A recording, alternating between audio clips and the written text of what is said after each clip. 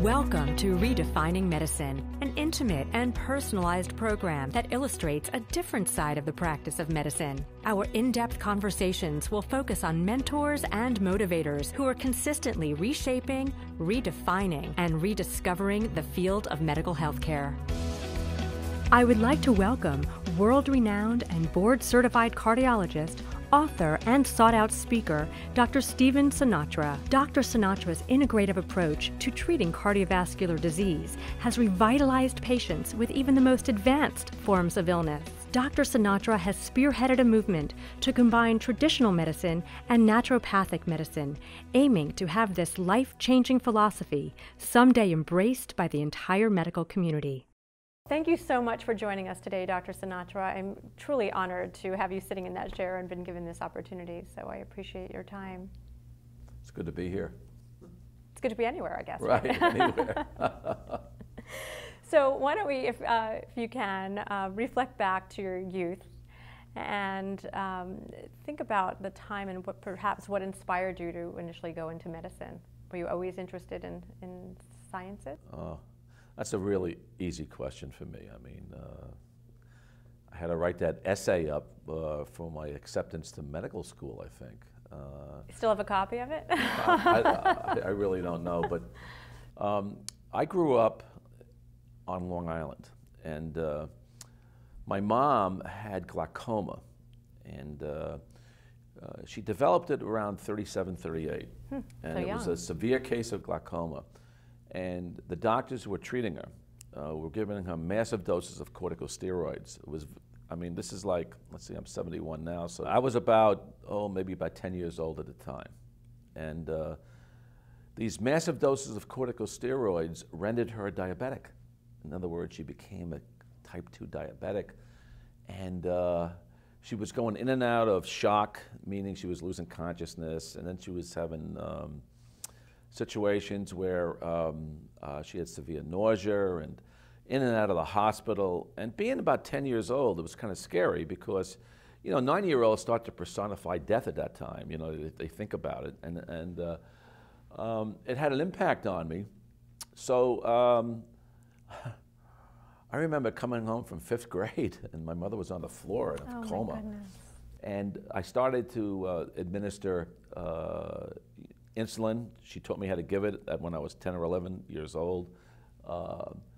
And it just rubbed off on me. I mean, I can just tell you, unconsciously, and I noticed because, you know, after studying psychotherapy training and being in a psychotherapy training program for years, the unconscious desires or motives are stronger than the conscious drives. And, you know, the unconscious drives actually, you know, they sort of select out our characteristic traits. So I literally became a doctor to save my mother. Wow. And I made that decision at a very early age, you know, despite the fact I wasn't the brightest kid in school, and, you know, I played a lot of sports and stuff like that. But, you know, went into gymnastics very early, and then I was on a wrestling team in our junior high, which was very popular back then on Long Island. And then I wrestled all through high school, and I'm convinced that you know, the combination of wrestling and you know, applying to Division I schools in the country was really, you know, my path. So I went to college, and it was amazing, but I was the first one accepted in medical school my junior year, and I didn't even think I was going to get in. Wow. I mean, really, it was at the height of the Vietnam War. It was at the height of the Tet Offensive, and I'll never forget it. I was offered an interview, and I wasn't even in my senior year of college yet. It was, you know, the summer. It was like the end of August, where before Labor Day, I was offered an interview, and I had an interview, and the interview didn't go too well.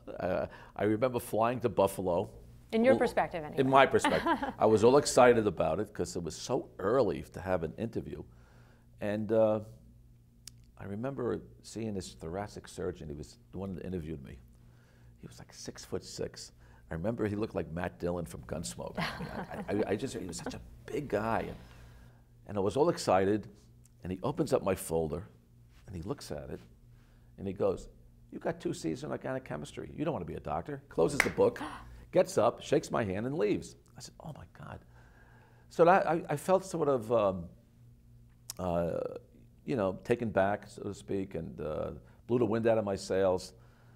Then I'll never forget, my second interviewer was sort of a philosophy guy, an African American, and he sees my transcript, my college transcript, and he goes, oh, you studied Immanuel Kant, and you studied David Hume.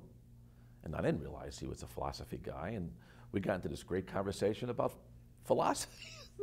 So the long and short of it is, he accepted me, the other guy rejected me, and I got on the waiting list. But then I get back to F&M. Now I'm back at college, because it was a day or two after Labor Day. I get a second interview in the mail, and I didn't want to go. I told the dean, I said, you know what, I had this horrible interview in Buffalo. I said, he says, you got to go. You have to go to this interview. And I said, geez, it was really tough. I got to be honest with you, except for this one interview I had, and I explained that. And he said, just go. So I go to Albany, and I'll never forget this interview. The interviewer asked me, he goes, I see you applied to a number of schools. Where are you going to go? And I came back and I said, the first place that accepts me. And he said, really? And I go, yeah. 5 days later, I got the acceptance in the mail. And I was thrilled. That was sort of my journey. And then when I got to medical school, it was a sleigh ride. So what sparked your interest in cardiology initially? Initially, I was going to go into GI. But what really sparked my interest in cardiology was when I was at F&M, I was a Division I athlete. I was wrestling, and I liked the action of athletics, especially high-profile athletics. And when I was at Yale, I took an elective in gastroenterology, and I thought that was going to be my specialty. It didn't have the action that cardiology had, like emergency pacemakers, and I mean, cardiology is, you got to make quick decisions. Right. You're dealing with somebody with a malignant, life-threatening arrhythmia. You really can't think about it. And what I realized was, being an invasive cardiology, and I did a lot of cardiac cath, and my gosh, I did so many emergency pacemakers, and you know, being in cardiology, you had to make decisions like a razor-sharp athlete makes. You know, in seconds, you've got to make it quickly. What's your next, exactly, what's your next move? And I said, you know what? Cardiology is a specialty for me, you know, because I like living on the edge. You know, I like the action. And I knew I was good at really second-guessing or just reflexively getting into the action without even thinking about it. In other words, I would make a move. Because I'll tell you, you know, when you're dealing with life and death, or emergency pacemakers, or what we call cardiac standstill, or ventricular tachycardia, or ventricular fibrillation, unconscious patients, you got seconds to get that patient back. And that's what athleticism was at the Division I level. It was that, you know, incredible. So it was a perfect fit for me. So you were practicing traditional cardiology for many years. What was it that made you then move on to practicing integrative cardiology? Yeah, and you had quite a reputation as a traditional cardiologist. Right. Well, actually, I had 5 years of medical school and internship, right? 4 medical school and 1 of internship. And then I took 2 years of medicine. Took my boards in medicine, and then I took 2 years of specialized cardiovascular training. And I was traditional. I mean, I didn't use vitamins and minerals back then, or coenzyme Q10. And then it was my first year of practice. I took my boards. I was one of the youngest guys taking the boards. It was really incredible. And I want to tell you something. Taking the cardiovascular boards is really a peak experience, because I'll never forget, I took it at Yale, and there was 100 guys in the room. And the moderator gets up and he goes, fellas, he called us boys, fellas, and he goes, look to your right, look to your left, shake hands with the guy in back of you, and tap the guy in front of you on his shoulder, because 1 in 4 of you is going to fail his exam. And all of a sudden I said to the guy next to me, I go, where'd you train? He goes, Columbia. What about you? Yale. Uh-oh. I go, you? University of Pennsylvania. I said, uh-oh, I'm in trouble. I said, I'm in trouble. So anyway, you know, got through the exam, passed the exam, became a board-certified cardiologist, and I'm busy. I am very busy in my practice because I joined a guy who was in Hartford at St. Francis Hospital. He was an icon there, and he decided to go in private practice. After I was telling him about all these offices I had across the country, he said, why don't we go into practice together? And the long and short of it is that the first day I went into practice, I had 5 consults, and I was putting in emergency pacemakers and seeing heart attacks in the emergency room and transferring them to the CCU, and it was a baptism by fire. I have to tell you, I was getting home at 11 o'clock at night. I was making rounds on 20, 25 patients my first week in practice because my quote partner had such a great reputation with the older docs, and because I did my fellowship training there, the younger docs looked at me as sort of a really active player in the game, so to speak, and we were getting consults left and right. And then all of a sudden, I'm in practice about 3 months, I'm in the office, I see this patient from Ohio that was traveling to Hartford, and he heard about my partner, Dr. Landry, and he saw me, and he said to me, he goes, would you discuss my case with this doctor that I see? He's not really a doctor, he was a PhD. I said, sure. And his name was Jacob Rintz. And Jacob Rintz wanted to talk to me because he was a Dutch chemist. And I get on the phone with this chemist from Holland, who's now in America. And he said to me, thanks for seeing this patient that we follow together. And I said, geez, why is a PhD seeing medical stuff? Apparently, he needed bypass surgery. And with all his PhD training, he says to me on the phone, he goes, I discovered the cure for atherosclerosis. Now you got to realize, I mean, I went through 4 years of college, a year of internship, 4 years of postgraduate training after that, residency, fellowship training, board certifications. Now this guy tells me he's discovered the cure for hardening of the arteries. So now I'm glued to the phone, right? And I said, by the way, how old are you? He goes, 91. I go, you're 91? And you're funny and you're witty and you're erudite and you're sharp and smart? I go, all of a sudden, I say to myself, my gosh, if I ever made it to 91, I would want to be just like him. So I said, what's your secret? I mean, so now I'm really engaged. I'm really interested. And then he's starting to talk about lecithin and phosphatidylserine and phosphatidylcholine and vitamin E. I didn't even know that vocabulary. I didn't learn that in medical school, right. I didn't even know this stuff. And he's talking about the benefits of magnesium. And I'm going... This is 40-something years ago. This is, oh my gosh, I'm only 31 years old. This is 40 years ago, exactly 4 decades ago. And I'm saying to myself, what a gift. I hang up the phone. And you got to realize I was in a gestalt psychotherapy training program at the same time. Oh, this is simultaneous. Yeah, okay. I was taking courses in psychotherapy, and I just entered a bioenergetic training program as well. That's another story. We're going to talk about that. And basically, I hung up the phone, and I said to myself, you know what? I am a conventional cardiologist in recovery now. Wow. I'm going to become, an alternative cardiologist. And I made the decision because when you speak to a 91-year-old and he's rattling off stuff so quickly, I said, oh my gosh, this guy's onto something.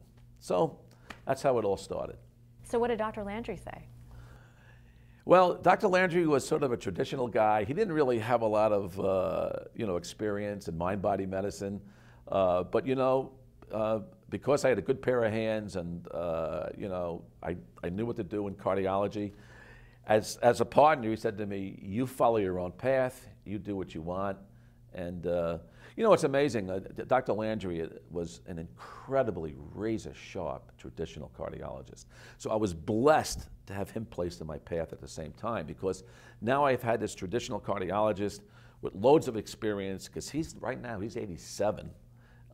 Still alive, and he only retired like 7 years ago. So I mean, he practiced, well into his late 70s, early 80s. So anyway, when I told him about, I was taking courses in psychotherapy, and I was in the gestalt, and now a bioenergetic psychotherapy program, you know, he gave me his blessing, and it was good. So let's talk about that. Why? Why go to study psychotherapy and bioenergetics? Oh, why study? Okay. Especially at that time. Yeah, around that time, the Vietnam War was winding down. Remember, I graduated medical school in 72. And in 75, when I entered fellowship training in cardiology, the Vietnam War was ending. I had so many of my high school friends that were wounded or killed over there. And I mean, I had a draft number of 15. I mean, that was my number. And back in the day, if I didn't get into medical school, I mean, I would have been a second lieutenant and, you know, probably met the fate of a lot of my friends. I knew I had wrestling team members, football team members who, you know, it was rough. But the long and short of it was that when the Vietnam War was ending, and I'm in a fellowship in cardiology, I was seeing heart attacks in young people, in their mid-30s, for example. And here I am, you know, younger. I'm like 31.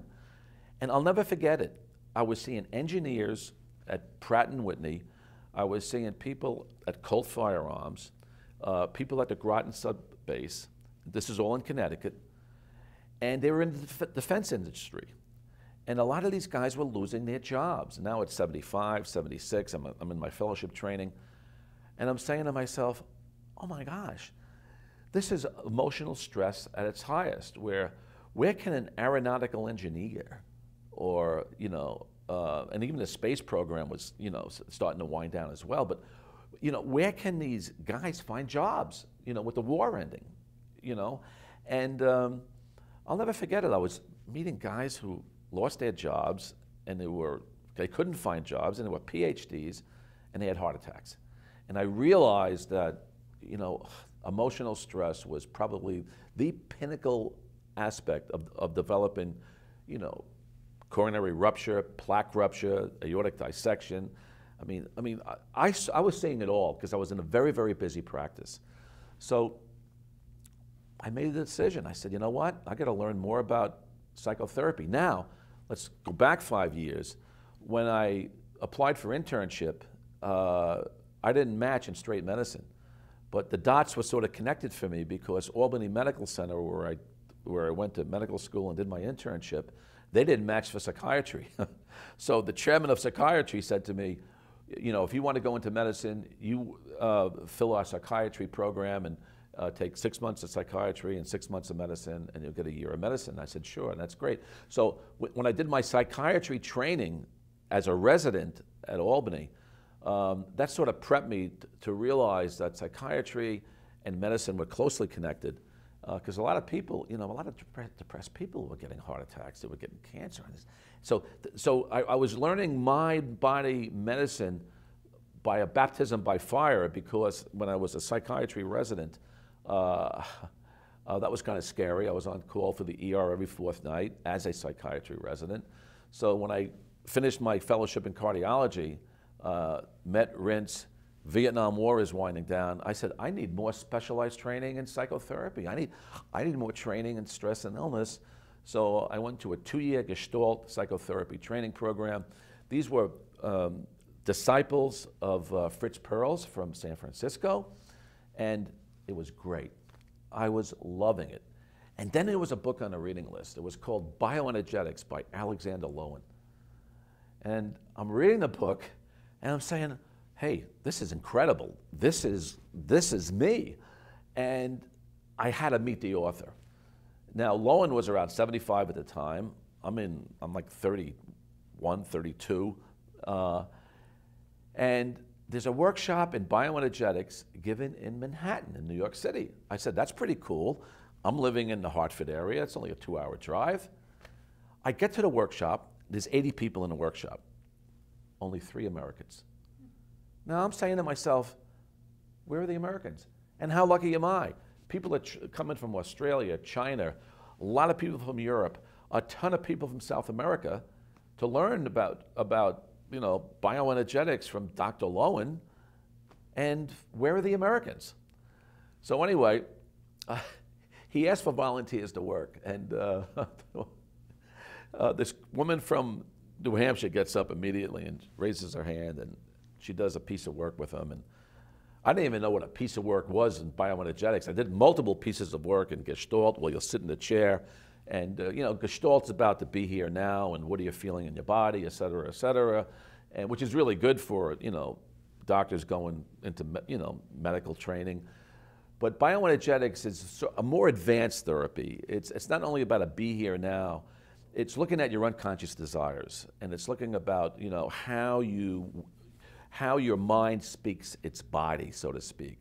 And what I learned from Lowen is about how frozen aspects of the body can create illness. And as a heart specialist, I can tell you, people who don't cry a lot, or move the diaphragm a lot, or breathe properly, they get heart disease because it's an energetic involvement. And that's what I was learning. And you got to realize this is totally different than my cholesterol training and in my traditional training.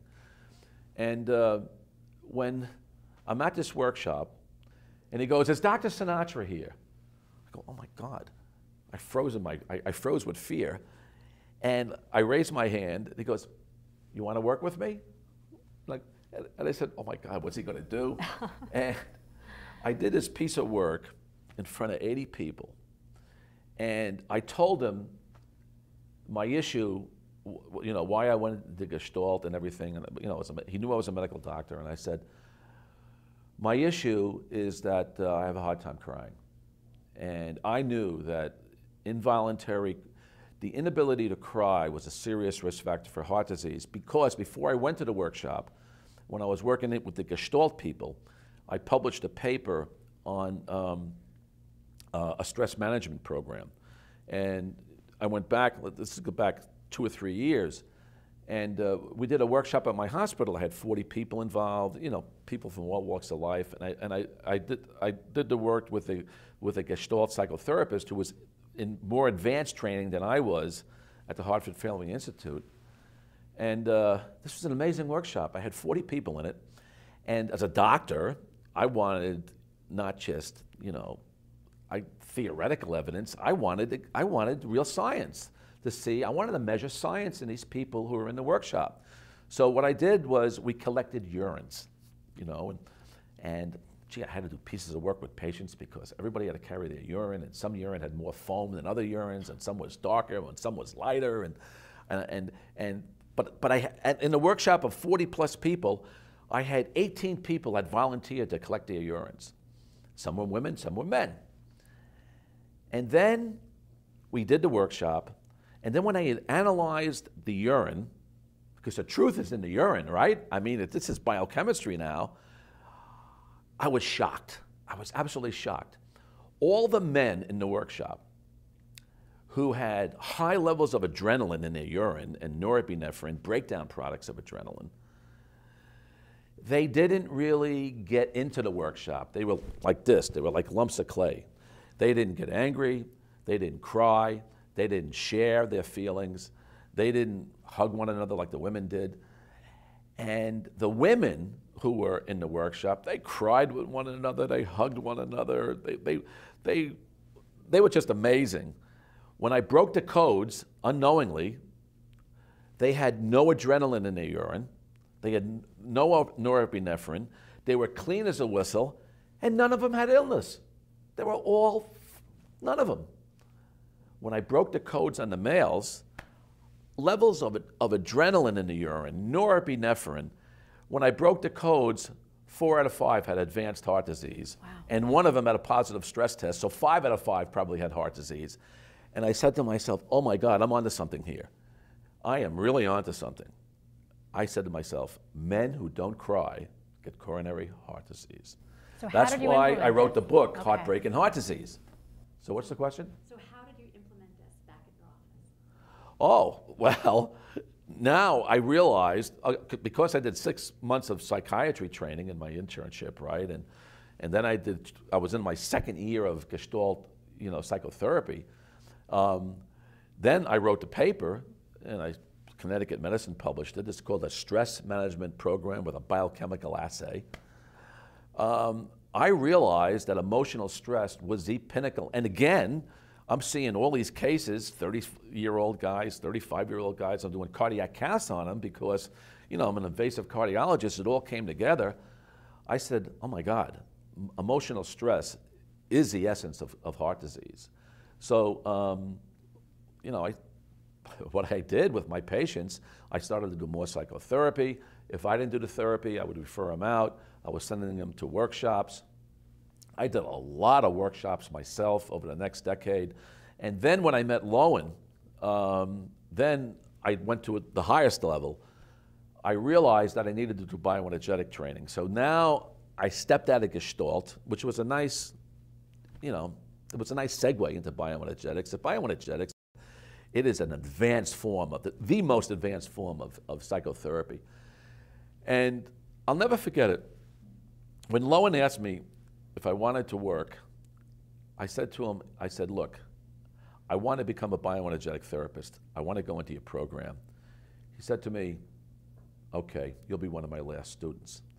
Now Lowen, oh, I'm getting a chill on that one, you know, the angelic chill. Lowen was one of the last students of Wilhelm Reich. And Reich was with Freud in Vienna. And they split. See, Freud was, you know, everything was from the here up, you know, from the neck up. But Reich was, no, no, no, the body tells the truth. Everything is from the neck down. And as a cardiologist, when I was training in, you know, my 5 years of medicine and cardiology, I believed that everything was from the neck up until I was seeing patients and getting, and really, you know, into the combat of cardiology and acute cardiology, I realized the truth is from the neck down. So being an invasive cardiologist, taking 2 years of gestalt, the bioenergetic training program took me 8 additional years. And that was rough training. Basically, I was in a group of about 25 people. We had to spend a weekend a month for 9 months out of the year. And it was in Boston. And these were therapists from all different walks of life. I was the only, you know, medical doctor there, although another medical doctor came in about 2 years later. And we just went through the program. And to become a board certified, let's say, or what you call a certified bioenergetic therapist, a CBT, it was amazing. You had to do 200, you know, hours of personal therapy. You had to work in front of groups.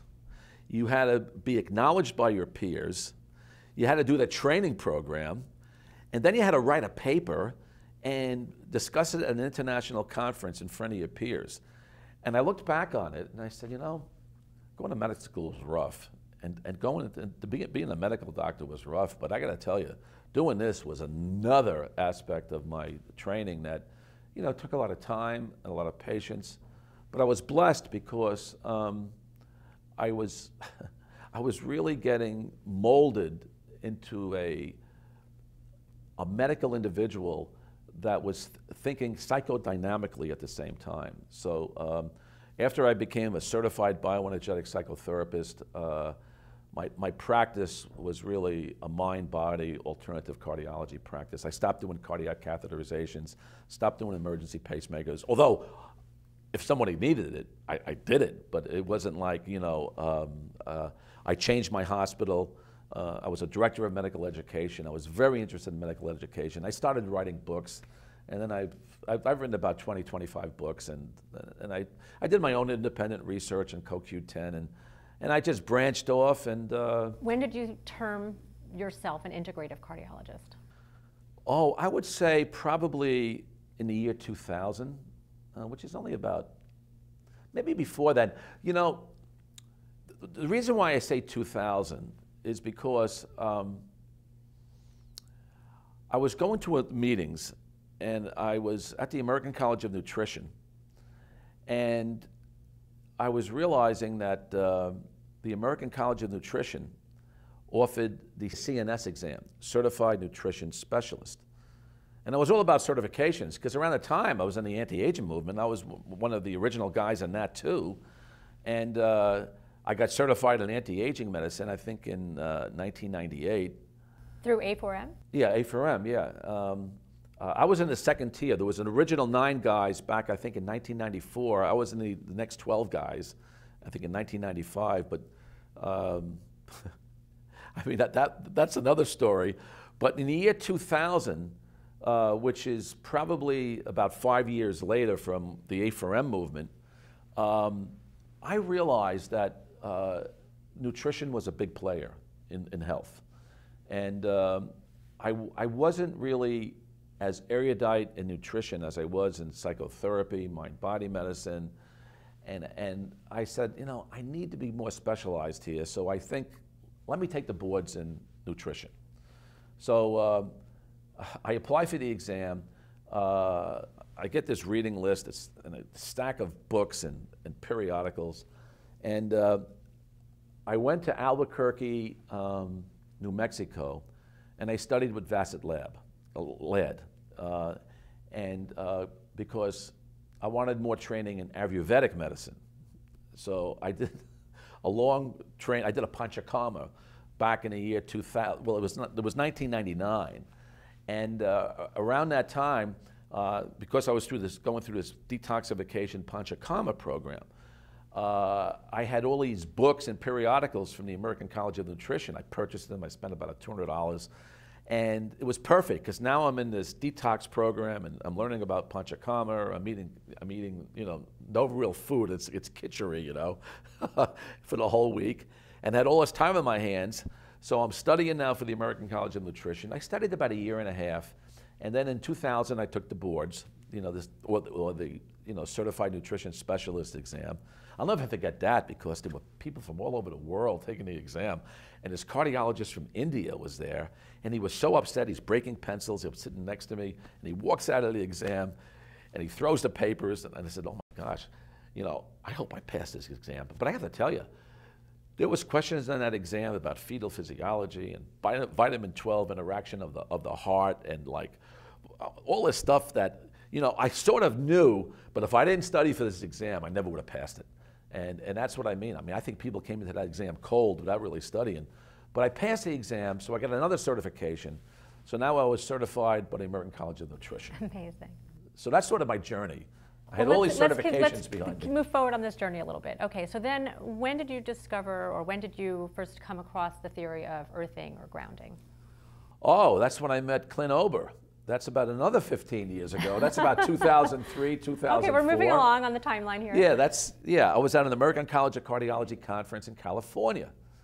Because remember, I'm still a traditional cardiologist, so I went to the, you know, the ACC, you know, I am an FACC cardiologist, meaning, you know, I went to the boards and everything else, did the training.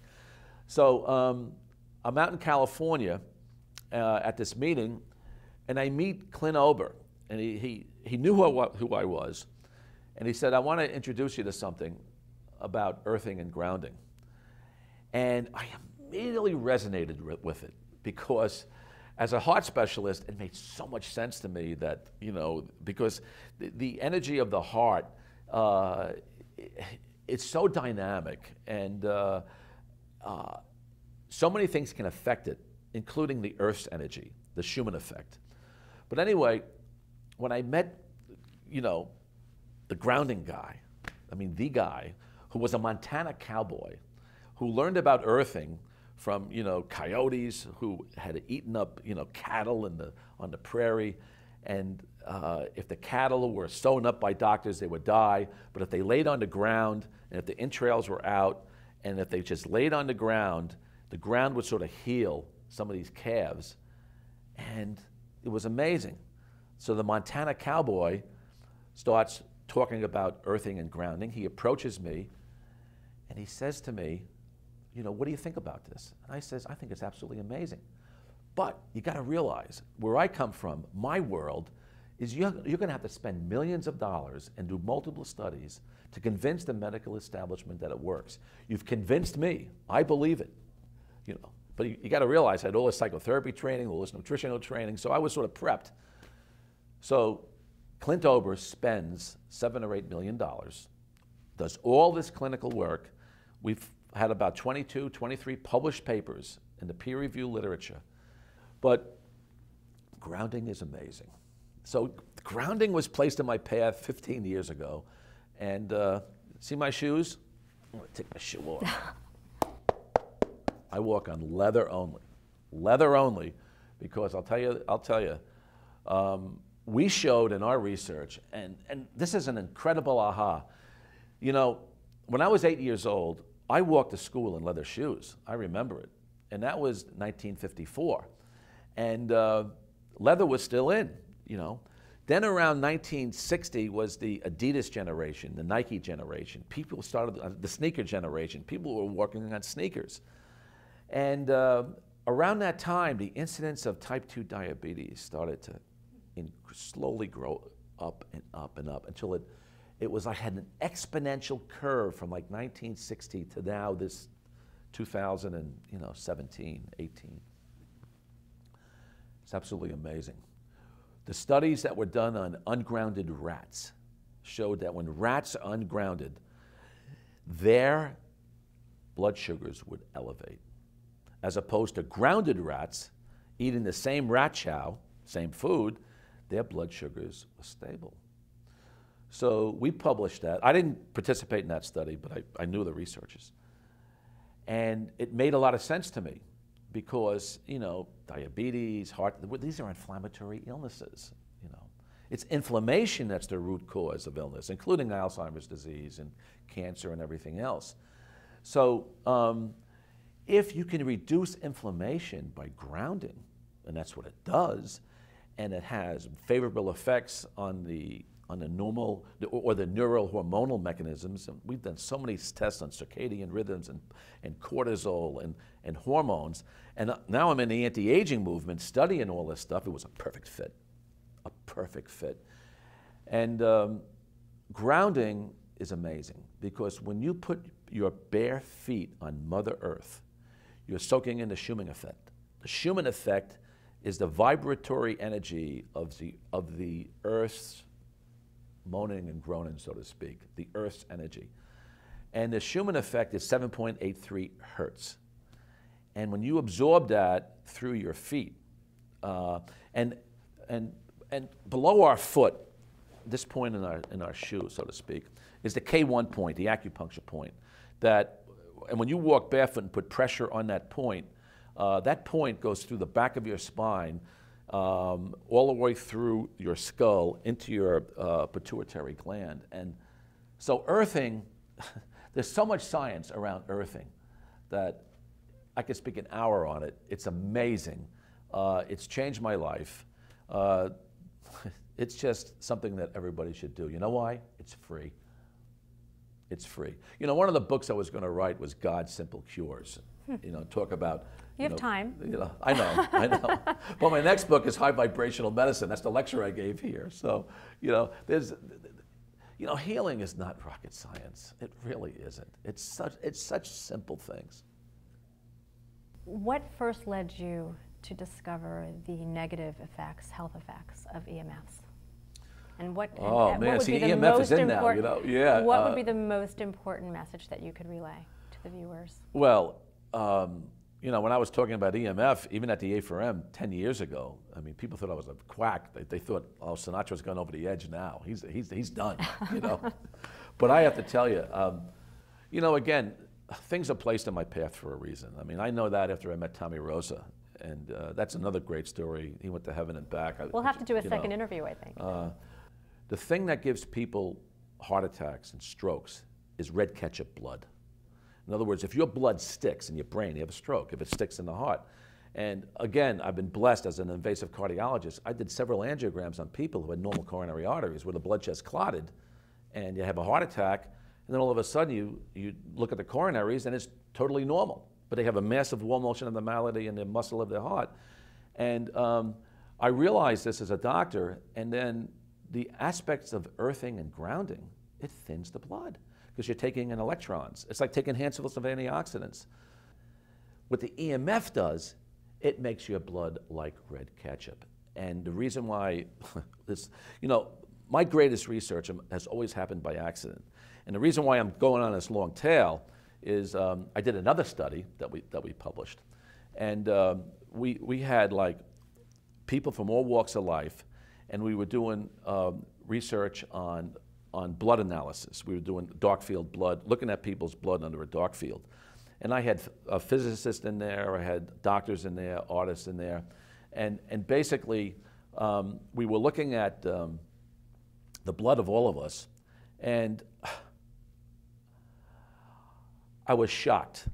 Everybody in the room had thick blood, red ketchup blood, including myself. And I said, how can that be? I walk in leather shoes, I'm grounded, I sleep grounded. The only one that did not have thick blood was Clint Ober. But wait a minute now, what did Clint Ober do? Well, we did this in March in my office in Connecticut, okay? And Clint, because he's a barefoot fanatic, every 20 minutes he would walk out of the building barefoot for 2 or 3 minutes and come back into the building. So he was walking barefoot. Unbeknownst to me, in the building, actually in my office, behind a curtain, behind a bookcase, was a cordless phone that was still active. And I had no idea because I had the phones taken out. And when I discovered that by accident, everybody in the room, all of us, 15 of us, had red ketchup blood, Rouleau formation, except Clint. But Clint was walking out of the room and grounding every 20 minutes. I said, oh my God, I had the angelic chill. I said, wait a minute, does grounding thin the blood? Because once we got I threw the cordless phone into the trash, we retested everybody, I had everybody go outside. So there's an immediate effect? 45 minutes. Wow. 20 minutes. Well, with skin conductance testing, it shows it in a millisecond, where, grounding affects the autonomic nervous system like that. But the effect of the EMF and then the negative and then positive. Okay. So then we did the research. After this happened by accident, I said to Gaetan Chevalier, one of our researchers, I said, Gaetan, this is incredible. Clint had thin blood, everybody else had red ketchup blood, it must be earthing. Let's do the research. So we did the research, and earthing thinned the blood by 270%. And that's incredible. So your question about electromagnetics is that the worst thing electromagnetics does, it makes the blood like red ketchup. And that's scary because, we're seeing, whenever the blood is stagnant, it doesn't have oxygen potential.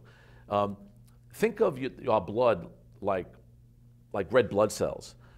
If you're in a traffic jam in New York City, the cars are moving very slow, as opposed to the Autobahn in Germany, the cars are going like this. Our red blood cells are the same way. And what the zeta potential does, the 7.83 hertz, it repels red blood cells. So the red blood cells have this energy between them.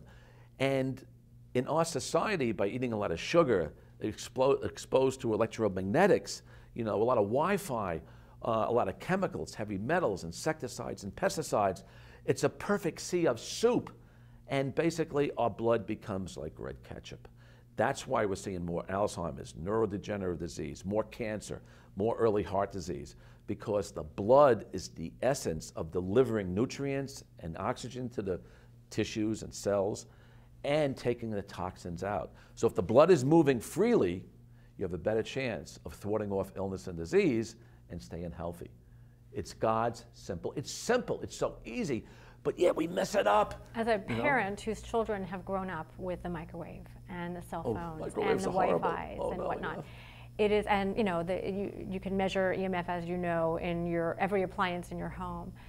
To me, it is incredibly frightening to think that my children potentially could have these horrible health diseases and symptoms at a much younger age than my generation, your generation. I mean, how can one person prevent that? I mean, they are surrounded in their daily life now by all of these electronics and these EMFs that are spun off by them. So are you saying that just by going outside, taking your shoes off, walking around in the earth for X amount of minutes a day could definitely have a positive impact on that. Yes, so all of us should be doing that. Our children should be doing that. Yeah, I mean, you know, I follow 6 pillars of healing. I mean, I've been in this medical field for 45 years. I mean, you know, I said this in my lecture yesterday. I mean, it takes decades to really learn this stuff, believe me. I mean, you got to treat thousands and thousands of patients where now you develop a sixth sense and you know what really heals people, you know. And I mean, I've seen it all, and I think I have a lot more to learn. That's why I come to conferences and I teach and I go to conferences. But my 6 pillars of healing are, you know, a non-inflammatory diet, you know, exercise, mind-body interactions, grounding, targeted nutritional supplements. I mean, in other words, you need all of these things. So basically, healing is so important because unknowingly, like in your household, for example, you didn't know this information. My nurse didn't know this information, and she worked in my office, and she would hear me talk, but you know, she had a microwave in her home, and she had a cordless phone in her home, and she was my nurse for like 30 years, and I lost her from a brain tumor. And when I went to her home with my electromagnetic equipment to test her kitchen, it was the perfect storm. When she went into her kitchen and she spoke on her cordless phone and was microwaving at the same time, my sensors, there was a certain point in her kitchen, because I asked her husband, I said, was there a place in the kitchen where Rosie was a lot, or when she was on the phone, she was right in front of the microwave. When I tested this with my EMF senses, it went off the charts. The EMF was so high you couldn't measure it. Now, she got a brain tumor. Was there a connection? In your opinion, yes. In my opinion, yes. And the thing is, I just think that health and illness, there are so many aspects of it. And the problem is, there's so many things that are rammed down our throat. What you need to do as a mother, and what I need to do as a physician, is we gotta protect not only the young, but the unborn as well. When I see a woman on a cell phone who's pregnant and carrying an infant at the same time at an airport, I sheepishly walk up to him and say, Miss, you know, I'm a physician. I've studied this stuff for, you know, over a decade. I think this is not a good thing you're doing for your unborn child or your child. And 90% of the women thank me. 10% of the women say, get lost, mind your own business, you know. But that's okay. I take that risk, you know. I just feel like we all need to protect the newborn and the unborn. And, you know, there's so many things out there today. I mean, there's GMO foods, and there's, I mean, that's why I'm involved in the food business right now. I mean, I have so many different interests because, you know, finding, you know, non-GMO foods, or foods that pass California Prop 65, or foods that don't contain a lot of aluminum or mercury, foods that don't contain BPA, you know, foods that don't have a lot of sugars. You know, that's a challenge right now. I mean, I've been in the vitamin and mineral industry for like 3 decades. Now I'm going into the food industry because somebody's got to be proactive. We just need to focus on prevention, because that's been my motto for decades. Prevention's easier than cure. You know, once you got EMF and you're toxic and you got DNA breakdown, you know, that's a little harder to cure. So, you know, we need to be proactive, and prevention is really the key. I have one last question for you. Yeah. So you have had so many mentors that came across your path over the years, and I'm sure you're an incredible mentor to so many that have been able to have the benefit of your wisdom. What do you hope your legacy will be? My legacy? Well, I think my legacy is probably Q10. I mean, coenzyme Q10. I've worked with the original researchers on CoQ10. I take it every day myself. I believe it really works. And I think I'll finish up your last question on Tommy Rosa, because Tommy validated my research. And the story is, he was a plumber. He was run over by a car in New York City, died and went to heaven, went through the tunnel, came back. Now you got to realize, as a heart specialist— Not the Lincoln Tunnel, I'm assuming. No, not the Lincoln Tunnel. He went through that vibratory tunnel of all the lights and the flashes and the lightning and everything else. And the reason for the tunnel is, on Earth, we're at a certain vibration, but you need to go to a higher vibration when you go to heaven. And the tunnel is a way of preparing the body to get to that vibration. And when Tommy was in heaven, he got validated by the spiritual healers in heaven, and Jesus Christ was one of them. And he met his mother, his grandmother and his father there, and he met Michael the Archangel and the saints. But the thing is, he was, into his brain was inculcated. See, in heaven you don't speak with tongues, you speak with your brains. In other words, you have a thought and the person gets your thought. It's a higher vibrational way of really, communicating. And Tommy said to me, he goes, I got validated in heaven, your years of research. And I got to tell you, when I was lecturing on CoQ10 30 years ago, and even electromagnetics, people were walking out of the room. And a lot of the things that I talked about, I felt like a salmon swimming upstream because people didn't believe it. I didn't try to convince them. I just put it out there. But when I met Tommy, and Tommy said to me, he says, look, your whole life has been programmed, he said to me. And then I thought about it, and I said, he was absolutely right. In other words, the greatest thing about life is we have choices. That's what makes us humans, right? We have choices. Some of us make the right choices, we make the wrong choices. But choice and free will is an aspect that's really, it's actually a heavenly trait that's endowed upon humans, because free will is what humans have, And on this planet, we can follow Scott Peck, the road less traveled. We can go on this road, choose that road, or choose that road. And when Tommy said to me, he goes, your life has been programmed. I said, Tommy, you mean when I got into medical school, my senior year of college, when the Vietnam War was, when I was really worried about going to Vietnam, he says, that was programmed. That was programmed for you. So, meeting Tommy Rosa was an incredible, it's not really a closure in my life, but I've always written about the trinity of healing. In other words, there's physical healing, which I spent 4 decades plus as a doctor.